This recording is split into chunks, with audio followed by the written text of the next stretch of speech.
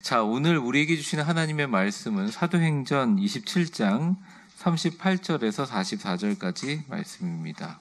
같이 우리 화면 보면서 같이 읽어볼까요? 시작. 배를 긁어먹고 밀을 바다에 버려 배를 가볍게 하였더니 날이 샘에 어느 땅인지 알지 못하나 경사진 사연으로 가 배를 거기에 댈 수 의논한 후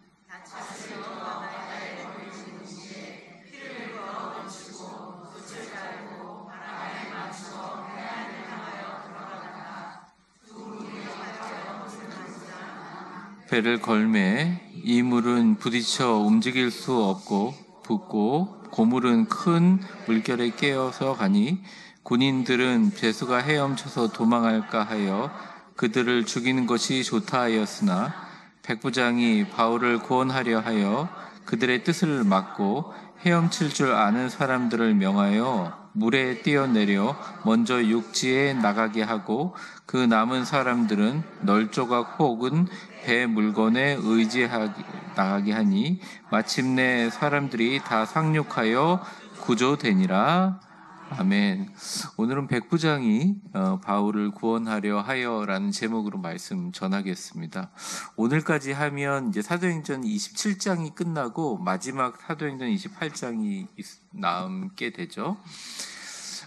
지난번에 이제 말씀드린 것처럼 참 어려움을 겪습니다. 진짜 폭풍의 한가운데, 유라굴로라는 광풍의 한가운데 처하면서 굉장히 배에 있는 사람들이 어려움을 겪고, 특별히 열 나흘, 그러니까 거의 2주간 제대로 먹지도 못하고 핍절하고 사람이 이렇게 전체적인 분위기가 죽어가고 어려운 분위기가 되게 되면 사람들 전체적으로 공포가 전염돼 버립니다. 아픔이 전염되고 절망이 전염돼 버립니다.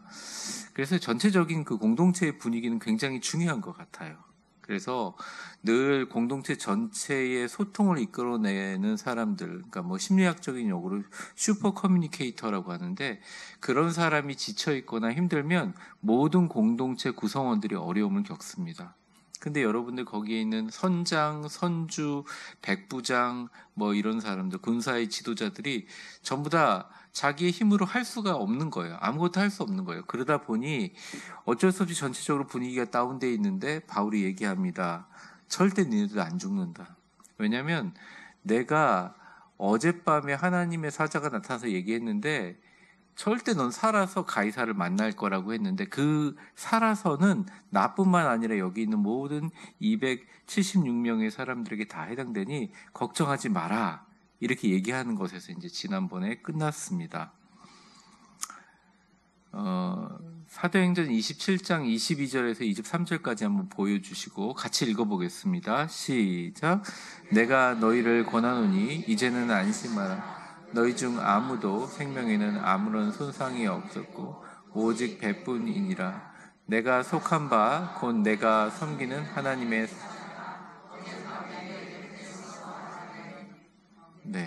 이렇게 말했는데 안전할 것이다 라고 얘기했다는 것이죠. 그러면서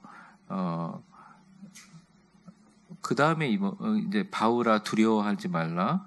내가 가이사 앞에 서야겠고 또 하나님께서 너와 함께 항해하는 자를 다 내게 주셨다.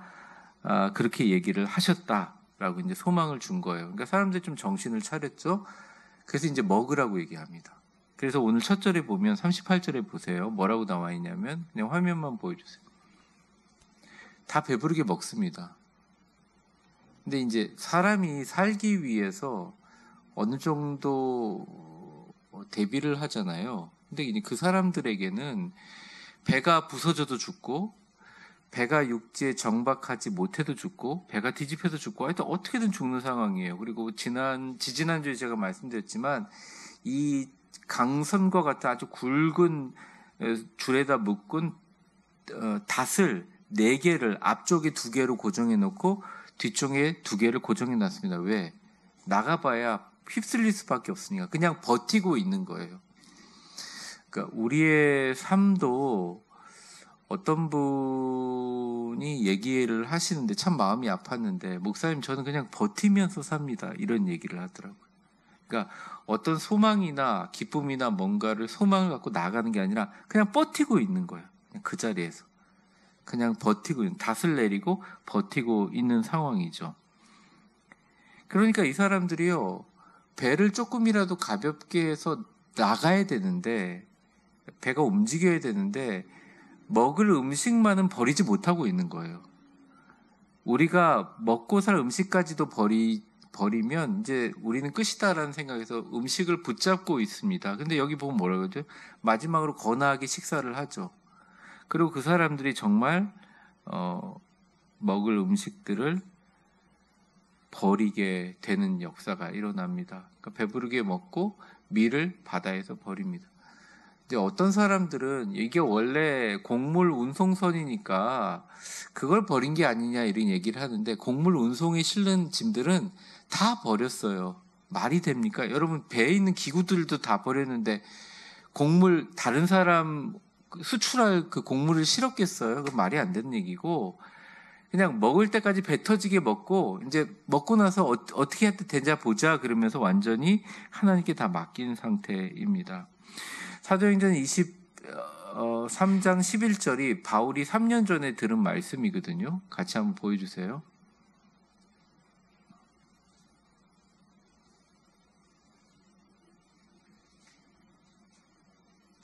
원고에 있을 텐데. 네, 제가 한번 읽어보겠습니다. 그날 밤에 주께서 바울 곁에 서서 이르시되, 담대하라. 내가 예루살렘에서 나의 일을 증언한 것 같이 로마에서도 증언하여 하리라. 바울은 이 성령이 하신 말씀을 3년 동안 아멘으로 기다린 바울에게 이 사건은 어떻게 보면 하나님 앞에 계시와 응답 같은 상황이에요. 그래서 다른 사람은 다 두려워 떨었을지라도 하나님의 응답과 계시의 확신을 가지고 하나님의 경륜과 약속은 반드시 이루어진다라고 생각했습니다. 하나님의 방법에, 하나님의 타이밍으로. 그래서 고난이 오거나 어려움이 왔을 때 든든하게 믿음으로 서는 사람들의 모습은 진짜 믿음의 모습이라고 할 수 있겠죠. 하나님이 276명을 살리는 것은 276명이 각자에 대한 개인적인 의미와 가치가 아니에요.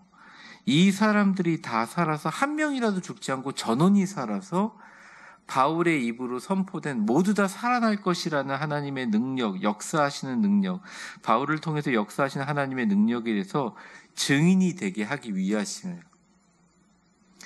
어떻게 보면 우리의 인생에 우리는 우리의 생각으로 우리의 삶을 평가하죠. 내가 이만큼 고생했다. 내가 이렇게 해서 성공했다.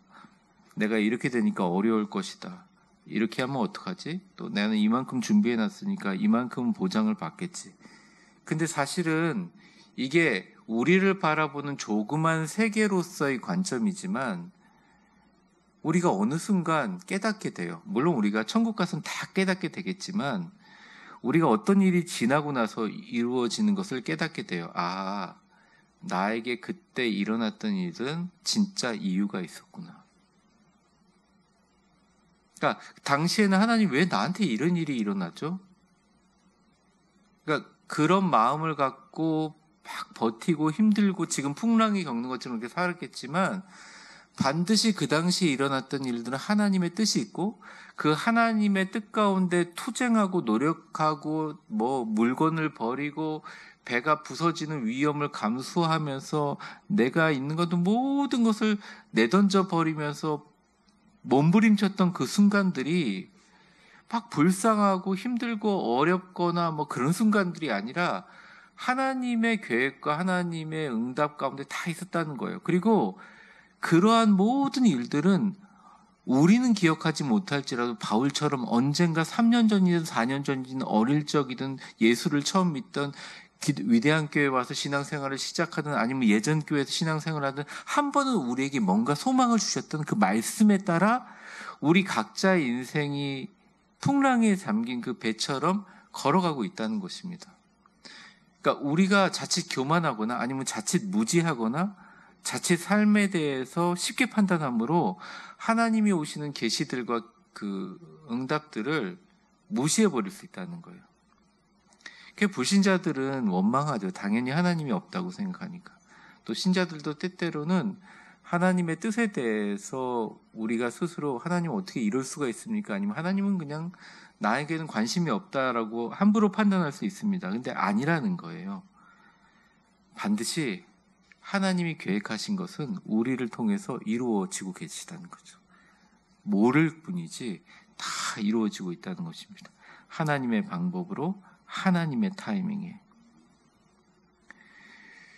하나님께서 굳이 바울을 그냥 어떻게 조그마한 배에 태워가지고 아무런 어려움 없이 멜리데 섬이고 뭐 그런 거 하지도 말고 그냥 뭐 한두 명이 죄수 호송선에 타가지고 그냥 바로 가이사에게 가도 되는데, 이 많은 276명이라는 노예까지 포함되고 군인들을 포함되고 부자들, 선주들, 선장들, 수많은 그 공무를 태웠으니 거기에 운송업자들, 어쨌든 이 사람들은 로마에 가서 한 가닥을 다 할 사람들이에요. 군대에 귀속되든 장사치로 돌아가든 아니면 노예로 끌려가든 그 270명의 사람들을 주님의 증인으로 만들기 위한 모든 하나님의 완벽한 계획이었다는 거예요. 여러분에게 좋은 일이 일어났던, 힘든 일이 일어났던, 슬픈 일이 일어났던, 행복한 일이 일어났던, 하나님은 여러분의 마음과 감정 상태를 따라 움직이는 분이 아니라 여러분의 모든 인생은 하나님의 영광스러운 복음 전도의 선교의 계획을 위하여 여러분들은 한 부분을 담당하고 있기 때문에, 저도 마찬가지고. 바울은 이것을 깨달았기 때문에 수많은 사람들이 고통의 비명을 지를 때 담담하게 이 일을 이겨냈을 수 있기 때문입니다. 그래서 담대하게 죄인의 한 명이 불과한 사람이 10나흘 동안 굶었으니까 좀 먹어라, 헤엄칠 힘이라도 있어야 되지 않냐 라고 흡족하게 먹게 하고 식량을 버리게 합니다. 이건 의미가 있어요. 마지막 의지하는 걸 다 버린 거죠. 여러분, 기도하다가 자꾸 응답이 안 되는 것까지 괜찮은데 엄청난 위기 상황이 딱 닥쳤을 때는 목사님들도 그러기도 하고 신앙인들도 그러고, 예전에 에스더서부터 다니엘서부터 모든 그 신앙의 위인들이 한 게 뭐죠? 거의 공통적으로 금식을 하잖아요. 금식을 하는 이유는 그 곡기를 끊는 거 아닙니까? 자기의 몸에 음식을 넣지 않는 거 아닙니까? 이 의미가 조금이라도 나만 살아가지고 음식을 먹자가 아니라 이 음식을 먹고 나머지 다 버려서 배를 최대한 가볍게 해서 어떻게든 살려주신다. 그러니까 바다 가운데 있으면 죽을 게 뻔하잖아요. 무추로 가자라고 정말 독한 마음을 다 먹고 한 마음이 돼 버린 거예요. 마지막 의지하는 것을 다 버리는 것입니다. 우리도 이게 작은 기도 제목, 돼도 되고 안 돼도 되고 이런 기도 제목이 아니라 내 인생을 좌우할 만한 중요한 기도를 하신다면 성경적인 가장 방법은 저는 금식이라고 생각합니다. 며칠 안 먹는다고 죽지 않거든요. 하나님 앞에 음식을 먹지 않으면서 기도하는 것은 굉장히 능력이 있고 힘이 있는 것이죠. 그런 일이 일어납니다. 이제 그 다음부터 누가가 아주 담담하고 기술적으로 이걸 착 내용들을 나타내는데, 그게 그 다음이 바로 39절이거든요. 이걸 버리고 나서 39절 같이 읽어보겠습니다. 시작. 날이 새매 어느 땅인지 알지 못하나 경사진 해변 배를 거기에. 자, 39절을 한번 보면 내용은 이겁니다. 컴컴한 밤에서는 이제 다 갖다 버리고 배가 가벼워졌잖아요. 근데 배가 나갑니까 안 나갑니까? 제가 말씀드린 것처럼 닷을 4개를 앞에는 2개 뒤에는 고정시켜 놨잖아요. 그리고 이렇게 살펴보니까 어쨌든 눈에 희미하게 땅인지 알지 못하는 게 보이는 거예요. 근데 그들의 마음속에는 바울이 반드시 살 거라고 했으니까 어쨌든 우리 먹을 것도 없고 이제는 절로 나가서 가야 된다. 딱 보니까 이게 들어갈 수 있는 땅인지는 모르겠지만 배를 댈 수 있는지 안 댈 수 있는지도 모르는 거예요. 그래서 의논을 하는 겁니다. 경사진 해변으로 된 항만이 눈에 띈다. 이 하버잖아요, 항만이. 근데 이 항구를 지금도 불러요. 그게 이름이 정해져 있지 않고 세인트 폴스 하버라고 하거든요. 베이라고 하기도 하고 지금도 바울의 항구라는 이름을 가진 지명이 있습니다. 글로 가는 거죠. 근데 이게 제대로 된 정박시설이 전혀 없는 곳이에요. 그래서 의논한 후 이 사람들이 어떻게 하느냐, 진짜 모든 것을 다하여 글로 갈 수 있는 방법을 제시합니다. 자, 40절 한번 보세요. 같이 읽겠습니다. 시작. 닷을 끄서 바다에 버리는 동시에 키를 풀어 늦추고 돛을 달고 바람에 맞추어 해안을 향해 들어갔다. 저는 배를 잘 몰라요. 그래서 혹시 배를 아시는 분들이 있으면 더 자세히 설명을 할 수 있으라고 생각하는데, 일단 가야 되니까 닷을 다 끊어버리는 거죠. 근데 생각을 해보세요. 닷을 걷어 올릴 수 있는데 왜 끊었을까요? 이해가 안 되지 않으세요? 4개를 고정해놨는데 이거 써야 되잖아요. 나중에 정박할 때. 왜 끊었을까요? 도저히 바다에서는 뭔가를 할 수 없다는 걸 알고 있습니다. 닷을 끊는다는 것은 내가 정박할 생각이 아니라 그냥 비상으로 그냥 배가 나아가 버리는, 그러니까 닷을 끊어서 바다에다 버리는 거예요.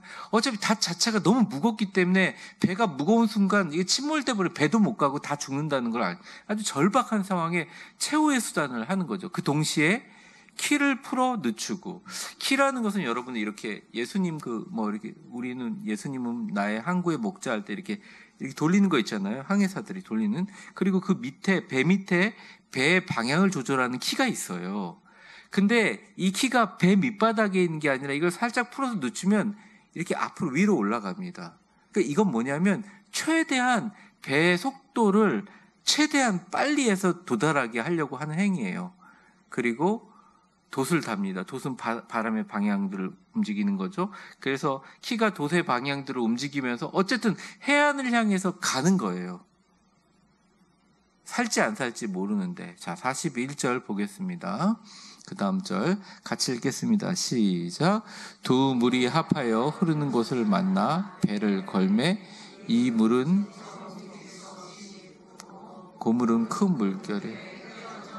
그들이 정말 생각하는 최악의 상황이 생겼어요. 뭐냐?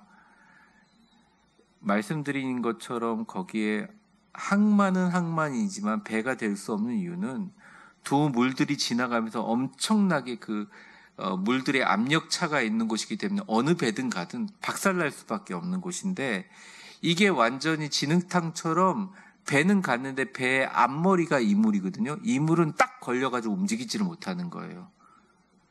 그러면 생각해보세요. 배가 앞머리가 걸려서 움직이지를 못하니까 막 움직이는 파도의 힘에 의해서 뒤에 있는 고물은 물결에 깨어져 버려다는.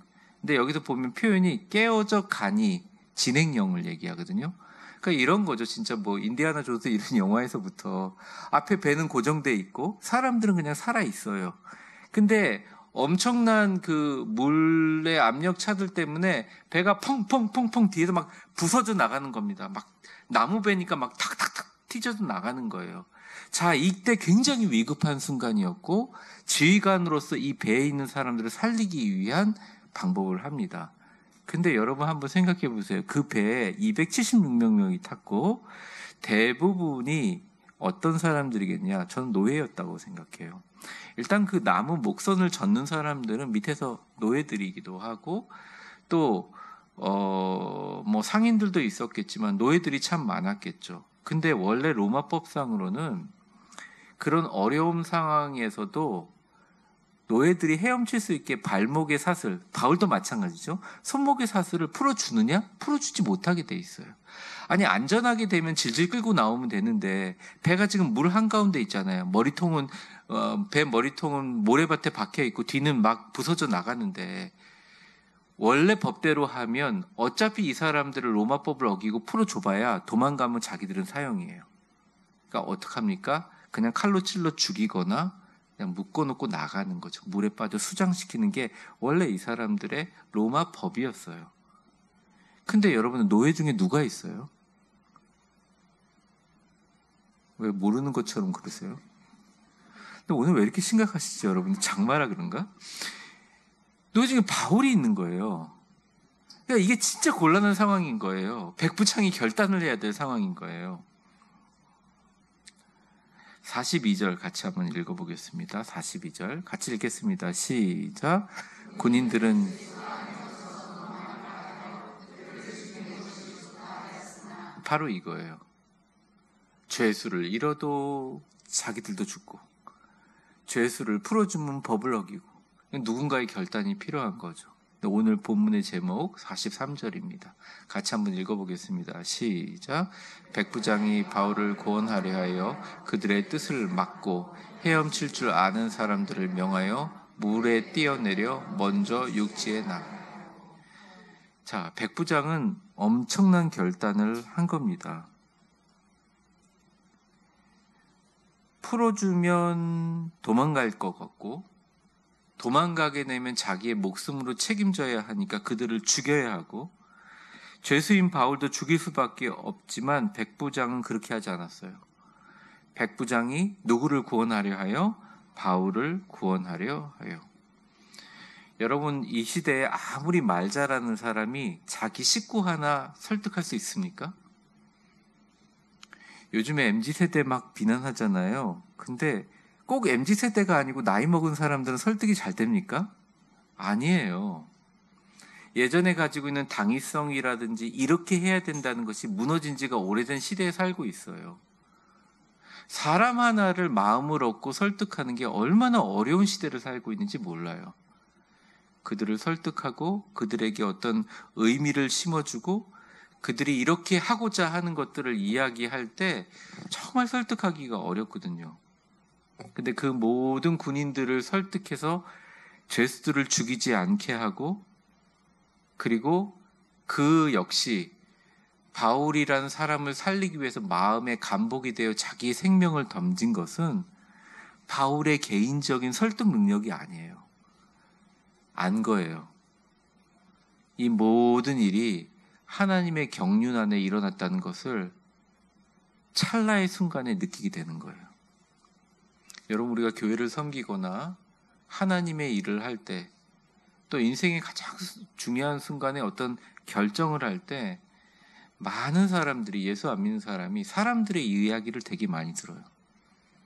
또 좀 여유가 있는 사람은 자기가 갖고 있는 예전의 경험이나 노하우를 가지고 해결을 하려고 해요. 좀 예민한 사람들은 중요한 사람에게 컨설팅을 받거나 그 문제를 해결하려고 합니다. 아니면 멘탈이 약하거나 너무 정신이 불안한 사람은 그냥 무너져 앉아버려요. 근데 성경에서는 얘기를 하는 거죠. 가장 중요한 나의 인생의 결정을 할 때는 뭘 바라봐야 된다? 내 관점이 아니라 하나님이라면 이 일을 어떻게 하셨을지를 생각해 봐야 된다는 거. 백부장이 예수님을 믿는 사람이 아니었죠. 크리스찬이 아니었잖아요. 바울이 하는 말들을 잘 받아들이는 사람도 아니었죠. 바울의 정이 있다고 하지만 자기의 목숨을 버릴 만큼 정을 붙이겠습니까? 아니에요. 바울이 얘기할 때 믿었다는 거예요. 그리고 바울의 말씀에서 나오는 하나님의 뜻과 경륜을 믿었다는 것입니다. 그래서 죽음을 각오하고 죄수들을 풀어줍니다. 어떤 현상이 일어나냐면 백부장이 명령합니다. 헤엄칠 줄 아는 사람은 일단 다 헤엄쳐서 가. 헤엄쳐서 갑니다. 밥을 실컷 먹었으니까 힘이 나니까 헤엄쳐 가겠죠? 근데 헤엄치지 못하는 사람은 어떻게 하느냐? 배에 부서진 조각을 붙잡고 떠내려 나가는 거죠. 44절 같이 읽겠습니다. 시작. 그 남은 사람들은 널 조각 혹은 배 물건을 의지하여 마침내 사람들이 다 상륙하여. 여러분, 그 죄수들이 멜리데 섬으로 다 가서 일단 쇠사슬을 다 풀어줬는데 반란을 일으키려면 일으킬 수 있었을까요? 없었을까요? 얼마든지 일으킬 수 있었죠. 안전하게 정박해서 가서 조금만 틈이 있으면 얼마든지 뒤집을 수 있었죠. 근데 성경에 보면 이 276명들이 그 섬에 가서 단 한 명도 그런 일이 없이 정말 거기 있는 모든 사람들, 우리가 이제 선교지에 가서 그 멜리데 섬에 있는 장로들 뭐 얘기도 하고 있지만 그 여기 있는 모든 섬에 있는 그런 사람들하고 정말 아름답게 헤어질 때까지 아무런 일이 없었거든요. 평생의 군사적인 지식과 로마법을 갖고 있었지만 바울 하나 살리기 위해서, 바울이 말한 하나님의 뜻을 이루기 위해서 내가 원하든 원하지 않든 모든 사람이 협력하여 한 마음이 되었기 때문에 하나님께서 그 공동체를 축복하셨다는 거죠. 오늘 말씀을 좀 정리하려고 합니다. 저는 여기서 세 가지 교훈이 있다고 생각합니다. 첫 번째, 하나님의 뜻은 반드시 이루어진다는 거예요. 우리가 생각하기에 이게 내 시기와 내 타이밍에 안 맞다고 생각하지만 하나님의 뜻은 반드시 이루어져요. 그래서 여러분, 하나님의 뜻을 성경으로 발견하거나 아니면 이게 나의 하나님의 뜻이 있다고 생각하면 기도하는 것을 멈추지 마세요. 하나님 반드시 그 뜻을 이루십니다. 실망하거나 절망하지 마세요. 하나님은 그 뜻을 이루기 위해서 지금도 움직이고 계세요. 우주를 움직이고 계신다는 것입니다. 그러니까 우리가 할 노력은 어떤 사람들을 더 만나고 우리의 노력과 성취를 더 이루려고 하는 것도 중요하지만 더 중요한 것은 하나님의 뜻이 분명히 이루어질 거라는 믿음을 가지고 행동으로 옮기는 게 중요해요. 그러니까 여러분들 기도할 때 어떤 목표가 있으면 이런 기도를 꼭 했으면 좋겠습니다. 하나님이 나에게 이렇게 된다고 하셨는데 그럼 제가 이걸 위해서 어떤 행동을 해야 될지 가르쳐 주십시오. 하나님께. 그 기도가 되게 중요하다는 겁니다. 한번 옆 사람 한번 축복해 보겠습니다. 하나님의 뜻은 당신을 향한 하나님의 선하신 계획은 반드시 이루어집니다. 그러니까 이거를 믿는다는 것. 그러니까 너무 이거를요, 막 어떤 구원파나 이단 종파나 그런 것처럼 자꾸 종말이나 말세나 죽고 나서에도 맞추지 말고 내가 생각하고 기억했던 하나님의 뜻이 있다면 그 불꽃을 계속 불태우세요. 자녀들이든 경제적인 것이든 건강이든. 왜냐하면 하나님의 뜻에 합당하면 반드시 이루어집니다. 275명은 안 믿었는데 딱 한 명이 믿었어요. 바울 혼자. 3년 전에 얘기하신 것. 3년 동안 너는 가이사 앞에 쓸 거라고 기대하고 앉았는데 계속 지지부진하게, 도대체 이런 바울의 지지부진한 수많은 재판과 변론과 이걸 도대체 몇 번 설교를 합니까? 제가 이렇게 설교해도 좀 지겨운데요, 여러분들. 이 지겨움을 버티면서 힘들고 어렵게 버티면서 이 사람이 딱 생각한 거예요.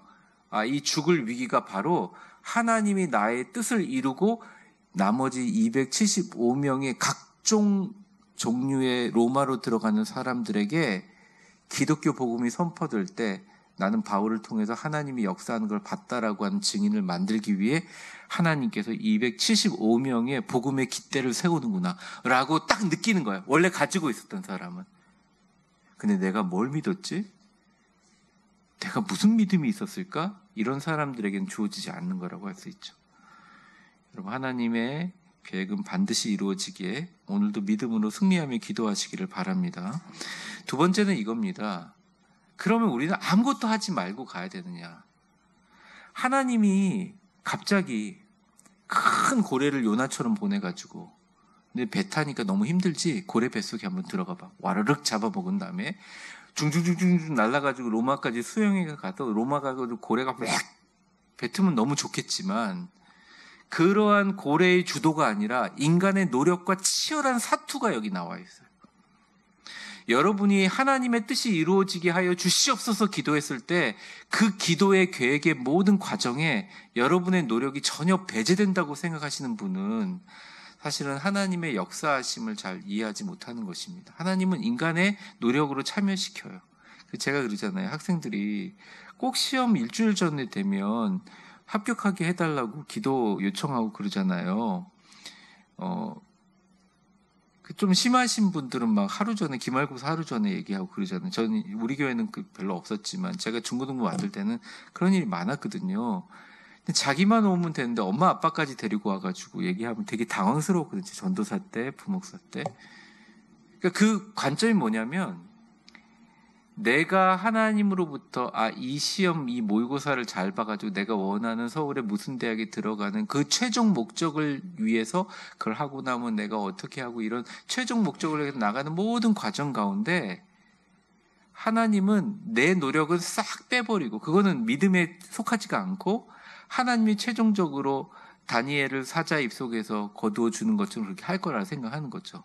근데 여러분, 다니엘이 사자들이 좋아가지고 거기 들어갔어요? 다니엘이 사자굴에 들어갈 때까지 아무런 노력을 안 했나요? 오히려 죽으려고 노력한 거잖아요. 진짜로 죽기 위해서 죽을 힘을 다한 거잖아요. 왕의 명령이 떨어지고 죽을 수밖에 없다는 걸 다 알면서도 매일 창문을 열고 보란듯이 기도했잖아요. 다니엘이 바보입니까? 어릴 적부터 그 흉악한 지옥 같은 곳에서 살아남은 사람들이에요. 어인 조서가 찍힌 것을 알고도 하루에 3번씩 그렇게 기도했잖아요. 노력이 필요하다는 거예요. 그럼 우리는 무슨 노력을 하고 있는가 이러면 어떤 분이 저한테 얘기해요. 목사님 기도 열심히 했습니다. 아 그러시냐고. 새벽 기도에도 본 적이 없는데. 물론 맞습니다. 새벽 기도 안 나가고 몸이 힘들고 그러니까 집에서 기도했을 수도 있어요. 제가 구체적으로 한 번은 물어봐요. 근데 제가 한 위대한 교 오면서 그걸 안 물어보기 시작해요. 왜 상처를 받으시더라고. 근데 이건 설교니까 그냥 말씀드릴게요. 기도 제목 적으셨어요? 안 적었대요. 체크하셨어요? 안 했다는 거예요. 그러면 하루에 매일 기도는 하세요? 아니면 자기 전에는 한번 보세요? 그러지 않아도 제가 늘 기도하는 상태입니다. 그러시군요. 어떨 때는 기도 응답이 됐는지도 까먹어요. 그러니까 내가 할 수 있는 노력을 위해서 최선을 다하는 거예요. 근데 어떤 분은 말이죠. 어떤 사업의 중요한 미팅을 앞두고 저한테 기도 요청을 했어요. 제 부목사 때예요. 근데 그분이 그러고 나서 그 꿈과 비전을 적고 구역원들, 그때는 구역원들한테 다 얘기를 하는 거예요. 그러니까 저는 사실 걱정되죠. 교구 목사로서. 안 되면 오히려 제가 더 믿음이 없는 거예요. 그러니까 안 되면 안 되잖아요. 근데 다 얘기를 하고 진짜 열심히 그 목표를 위해서 최선을 다해서 막 응원받고 하더라고요. 딱 한 번 실패하고 두 번째 대박이 났어요. 제가 이걸 보면서 느낀 게 뭐냐면 우리의 모든 인간의 능력과 지혜와 최선의 수고도 하나님의 전체적인 섭리에 포함되어 있다는 거예요. 한번 생각해 보세요. 돛을 끊지 않았으면 갔겠어요? 묶여있는데 어떻게 가요? 배 계속 부서지고 말았죠. 아니면 어떤 사람이 겁을 내서 야 가지 마자. 저거 진짜 살지 안 살지 모르니까 한번 버텨보자. 음식 먹으면서 버텨보자. 안 그랬잖아요. 음식 다 버리고 죽을 각오를 한 거 아니에요. 거루라고 조그만 배조차도 다 잘라버렸잖아요. 몰래 도망가는 사람이. 우리는 한 몸이다. 최선을 다한 거 아니에요. 그리고 마지막 어떻게 했습니까? 사람들의 마음이 무너질까봐 백부장은 자기의 목숨을 걸고 죄수들을 다 살려주고 다 같이 살아서 가자고 마음을 모았어요. 인간적으로 할 수 있는 모든 최선을 다한 거예요. 이것도 섭리에 포함된다. 그래서 사업적으로 성공하시는 분들은 꿈만 꾸고 있으면 안 됩니다. 하루에 할 수 있으면 실패를 2-3번을 하더라도 많은 실패를 최소한 하고 큰 성공을 하셔야 된다고 저는 생각해요. 공부하는 사람은 말할 것도 없고요. 어떤 목사님이 그래요. 설교가 너무 어려워서 설교 아카데미를 간다고 그러는 거예요. 그래서 설교 아카데미가 그러시냐고 간다고 그러셔서 가는 거 좋잖아요. 어떻게 가냐 그러니까 설교 아카데미 등록 비용이 500만 원이라는 거예요. 30일 동안 하는데. 그래서 제가 물어봤어요. 후배 목사님한테. 가서 30일 동안 하면 설교를 잘한대요. 그래서 잘한다. 제가 목사님 제가 그러니까 나쁘지 않으신데 좀 많이 해보시는 건 어때요? 제가 그랬어요. 말이라든지 언변도 저도 이게 음성 큐티를 할 때 저는 아직까지도 녹음을 하고 잘못되면 다시 끄고 녹음을 하거든요. 그걸 잘라서 편집하는 거 아직 못해요. 저도 되게 젊어 보이지만 그런 건 9세 때인 것 같아요. 잘라서 할 줄 알았으면 그냥 한 번 하다가 끊고 붙여서 하면 되는데 음성 큐티 녹음을 하다가 기침을 하거나 가래를 뱉는 소리가 날씨 그럴 때 정말 힘들면 그냥 넘어가지만 한 번에 녹음을 하거든요. 10분이나 8분을. 그럼 될 때까지 해야 되는 거잖아요. 근데 처음엔 될 때까지 막 8번 하다가 이게 지금 보니까 1700번 정도를 하니까 이제는 이게 익숙해지는 거예요. 왕도가 없는 거예요. 그냥 많이 하는 거죠. 많이. 몇백만 원 들여서 훈련을 받아도 그걸로 믿고 있으면 안 된다는 거죠. 그래서 제가 느낀 게 있어요. 옛날에 하늘도 스스로 돕는 자가 돕는다는 말은 똑같이 기도하는데 어떤 사람은 하나님 될 줄 믿습니다라고 믿음의 안테나를 세우고 힘있게 생명 걸고 기도하는 사람이랑 뭐 되죠, 뭐 되겠죠, 뭐 안 그래요? 근데 언제였더라? 그게 기간이 언제였더라? 이런 사람하고는 차이가 날 수밖에 없다는 거예요. 근데 그 차이가 나는 우리의 인간의 노력과 계획들은 우리의 성품들도 다 하나님의 섭리 가운데 있다. 이게 두 번째 교훈입니다. 세 번째, 오늘 마지막인데요. 아까 말씀드린 것처럼 가장 중요한 의사결정을 해야 될 때가 있습니다. 이게 내 가족과 나의 생명이 걸렸던 이 백부장, 다리오인가요? 제 이름이 제가 갑자기 기억 안 나는데, 이 백부장이 군사적 지식과 평생이 쌓아온 명예와 로마법을 바울을 위해서 다 버리게 돼요. 근데 결국 이랬기 때문에 하나님이 그들을 다 살려주신 거예요. 반드시 그런 사람들이 있는 공동체에 하나님의 뜻이 일어나서 아무리 악한 자들이 방해하고 아무리 악한 마귀가 방해해도 하나님이 최종선을 딱 이루게 해주십니다. 그 몇몇 한 사람 때문에, 소수의 사람 때문에. 우리나라가 굉장히 많은 사람들 때문에 이루어지는 것 같잖아요. 지켜주는. 아니에요. 지금도 묵묵하게 나라를 위해서 보이지 않는 곳에서 최선을 다하는 사람도 있어요. 말을 많이 하는 사람들 아니에요. 진짜 그런 사람들을 통해서 세워지는 것처럼 우리도 여기서 교훈을 얻어야 됩니다. 우리의 가장 중요한 의사결정은 결국 사람이 아닌 하나님의 심판대 앞에서, 하나님이 계신 앞에서 해야 우리 모두가 산다는 것입니다. 자, 간단하죠? 세 가지입니다. 첫 번째, 하나님의 뜻은 반드시 이루어진다. 두 번째, 우리의 치열한 능력과 모든 인간의 지혜와 최선의 수고도 하나님의 최선의 섭리에 포함되어 있다. 세 번째, 우리가 최고의 의사결정을 할 때 절대 사람들이나 나의 지혜로 하는 것이 아니라, 세상의 관점으로 하는 것이 아니라 하나님 앞에서 할 때 그 결정은 모든 것이 합력하여 선을 이루고 모든 사람들을 살게 만든다. 입니다. 말씀을 맺으면서 저와 여러분들 지금 평안하고 기쁘고 행복하고 감사한 생활을 갖고 있더라도 이 바다와 같은, 풍랑과 같은 인생을 살아가면서 우리도 언제 어떤 일이 일어날지를 모르잖아요.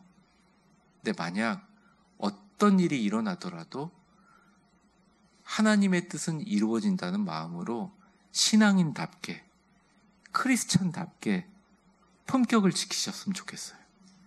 그리고 동시에 품격을 지키면서 하나님께 맡긴다고 하면서 나의 노력이 부족하지 않았나 점검하며 최선을 다해서 기도하시고 최선을 다해서 에너지를 쓰고 힘을 다하여 믿고 찬송하고 감사하고 말씀대로 살라고 몸부림침이 있어야 된다.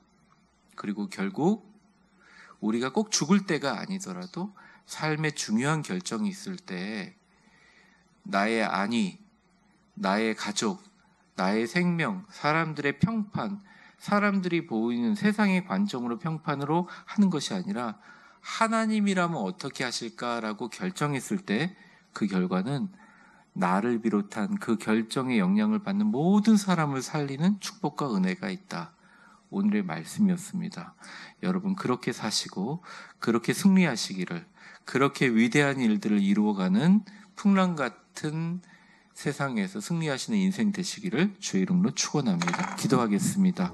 축복합니다. 이제는 우리 주 예수 그리스도의 은혜와 역사의 주관자가 되신 하나님 아버지의 사랑과 성령의 충만하심과 교통하심이 하나님의 뜻은 반드시 이루어진다는 믿음으로 행동을 옮기기 위해서 무릎을 세우고 나의 모든 능력과 지혜와 최선의 수고도 하나님의 전체적인 섭리에 포함되어 있다는 마음으로 최선을 다하고 결국 최고의 결정은 사람이 아닌 하나님의 거룩하신 선교적 목적 앞에서 해야 우리도 살고 주변도 산다는 것을 깨닫고 이제는 생명의 능력으로 위대한 하루를 살아가기를 원하며 이 땅에 하나님의 복음을 전하는 주의 위대한 증인이 되기를 원하시는 위대한 교회 모든 성도들 머리머리 위에 이제와 영원히 함께 계실 것을 간절히 축원하옵나이다.